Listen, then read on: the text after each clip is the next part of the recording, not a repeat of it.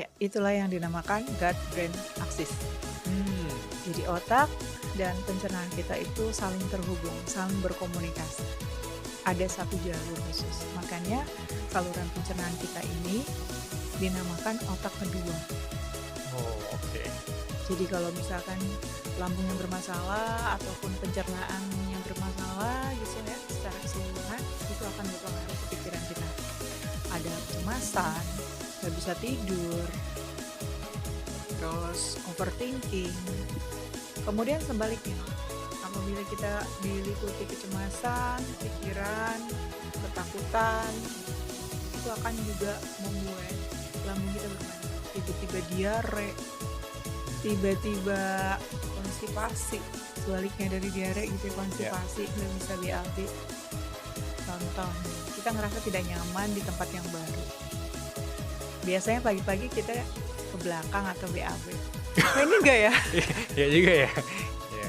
Itu contoh sederhana sih. Analogi kehidupannya kayak satu teman toksik itu bisa bikin teman lain ikutan toksik kali ya. Ya, saling berpengaruh ya. Saling mempengaruhi. Oleh karena itu, ya sudah seharusnya kita menjaga kesehatan pencernaan kita. Dan Bilal tahu nggak sih, hormon bahagia kita 90% itu diproduksi di pencernaan, di usus kita.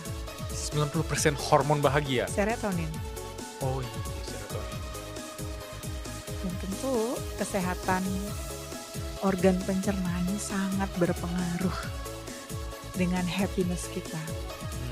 Nah, ini tips sih yang ingin saya kasih ya untuk menjaga kesehatan pencernaan. Tidak hanya menjaga asupan serat, karena serat merupakan salah satu juga yang membuat metabolisme di dalam tubuh pencernaan, di organ pencernaan kita ini baik gitu ya. Serat, serat sangat berpengaruh sekali untuk bisa akhirnya hormon bahagia juga bisa diproduksi dengan sempurna gitu.